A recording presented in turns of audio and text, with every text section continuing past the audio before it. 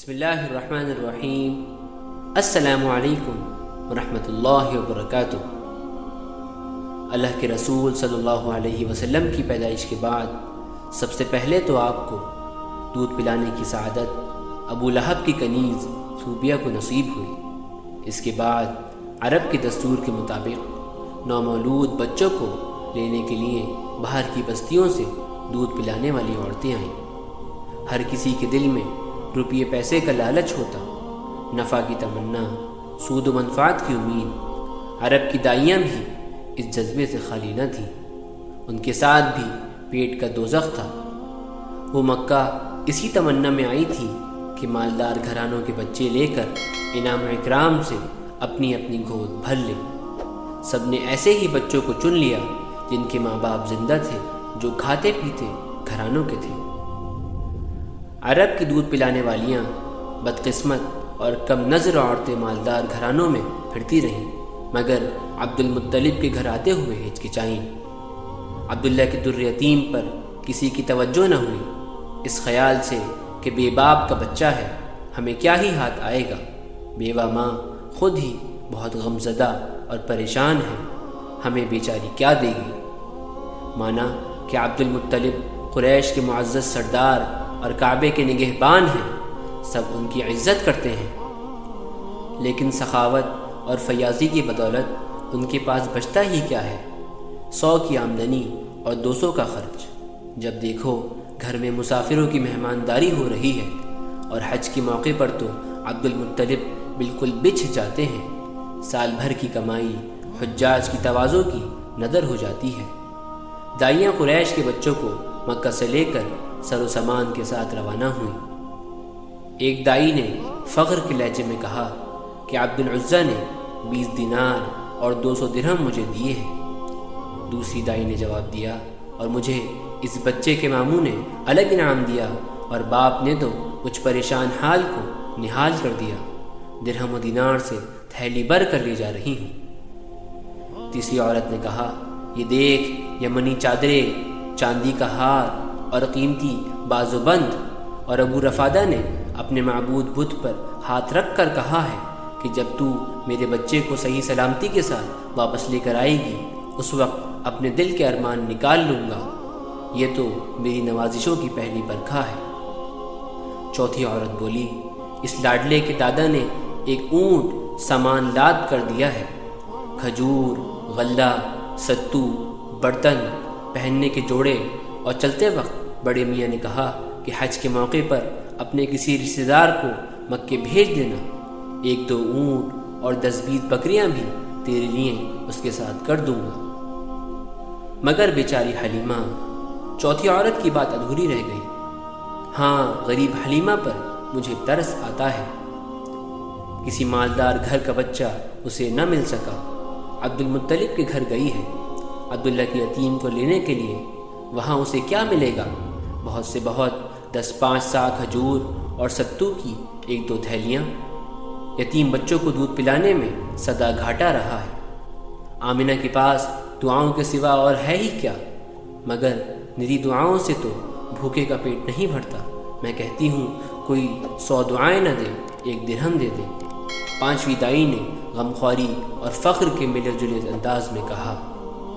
بنی سعد بن بکر کے قبیلے کی دائی حلیمہ بہت ملول اور افسردہ تھی، دل ہی دل میں پچھتاتی کہ ہائے، امیر گھرانوں کے تمام بچے دوسری دائیوں نے چن لیے، میری تقدیر میں یتیم بچے کا دودھ پلانا لکھا تھا۔ میرے شوہر مجھے جھنجھلا کر تانے دیں گے کہ اچھے بچے کو لے کر آئی ہے، جس کے گھر والوں کو درہم و دینار تو ایک طرف رہے، 2-4 من غلہ بھی ساتھ کرنے کی توفیق نہ ہوئی۔ ان کے تانے مجھے سننے پڑیں گے، مجھ سے کوئی جواب نہ بن پڑے گا۔ ملول اور افسردہ حلیمہ تأسف آمیز انداز میں عبد المطلب کے گھر پہنچی۔ محمد سو رہے تھے، چہرے مبارک سے ہلکا ہلکا نور چھن رہا تھا، چاندنی سے زیادہ دلکش اور نظر نواز۔ حلیمہ دبے پاؤں نزدیک گئی، سینہ مبارک پر پیار سے ہاتھ رکھا۔ محمد نے آنکھیں کھولیں، مسکرانے اور حلیمہ کی طرف دیکھنے لگے۔ حلیمہ نے سینکڑوں بچے دیکھے تھے اور 10 کو دودھ پلایا تھا، مگر اس یتیم کی دہج ہی سب سے نرالی تھی۔ اس کی مسکراہٹ میں تسکین کا پیام، راحت و محبت کی دعوت، اور سب سے بڑھ کر یہ کہ وقار و متانت تھی۔ چھوٹے اور اتنے بچے یوں ہی مسکرا دیا کرتے ہیں، لیکن عبداللہ کے یتیم کے تبسم میں ایک مقصد اور پیام جھلک رہا تھا۔ مسکراہٹ آپ ہی آپ بول رہی تھی اور خاموش نگاہیں کچھ کہہ رہی تھیں۔ بی بی آمنہ نے کہا، حلیمہ، اس بچے کو یتیم سمجھ کر ملول نہ ہونا، خدا کی قسم اس کی بڑی شان ہونے والی ہے۔ اس پر حلیمہ بولی، بی بی سچ کہوں گی، جھوٹ نہ بولوں گی۔ اب سے پہلے میں بہت ملول تھی، رہ رہ کر پچھتاوا آتا تھا کہ کسی امیر گھرانے کا بچہ کیوں نہ ملا۔ اپنی بد نصیبی پر جھنجھلا کر رہ جاتی تھی، مگر تمہارے لاڈلے یتیم کی مسکراہٹ نے میرے دل سے سارا ملال دور کر دیا۔ ان کی نگاہوں نے تمام غم بھلا دیے۔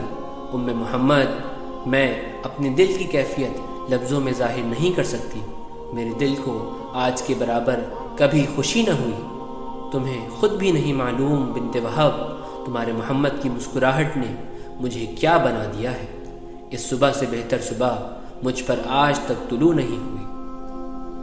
حلیمہ آمنہ کے لال کو لے کر رخصت ہوئی۔ بیوہ ماں نے یتیم بچے کے ماتھے کو چوما۔ ممتا کے نشان چاند سی پیشانی پر ابھر آئے، بلکہ بے اختیار نمناک ہو گئی۔ معصوم یتیم کی جدائی نے باپ کے داغ فرقت کو تازہ کر دیا۔ یقیناً ایک غم دوسرے غم کی یاد دلا دیا کرتا ہے۔ بوڑھے عبد المطلب نے پوتے کو محبت کے ساتھ رخصت کیا۔ مکہ کی پہاڑیوں تک حلیمہ کے اونٹ کے ساتھ پیدل چلے اور پھر پھررائی ہوئی آواز میں بولے، حلیمہ، یتیم بچہ سمجھ کر دیکھ بھال میں کمی نہ کرنا۔ خدا کی قسم، قریش میں اتنا سعادت مند اور با اقبال بچہ آج تک پیدا نہیں ہوا۔ مجھ سے کاہنوں، راہبوں نے کہا ہے کہ ایک دن ایسا آئے گا کہ تمام دنیا محمد صلی اللہ علیہ وسلم کے قدموں پر جھکی ہوگی۔ حلیمہ نے اس کے جواب میں کہا، سید القریش، آپ بالکل بے فکر ہو جائیں۔ تمہارے بچے کا اللہ نے چاہا تو کان بھی گرم نہ ہونے پائے گا۔ میں خود گیلے میں سوؤں گی اور اسے سوکھے میں سلاؤں گی۔ میری بچی شیما کے ہونٹ اس وقت تک شیر آشنا نہیں ہو سکتے جب تک محمد شکم سیر یعنی پیٹ بھر نہ ہو جائیں۔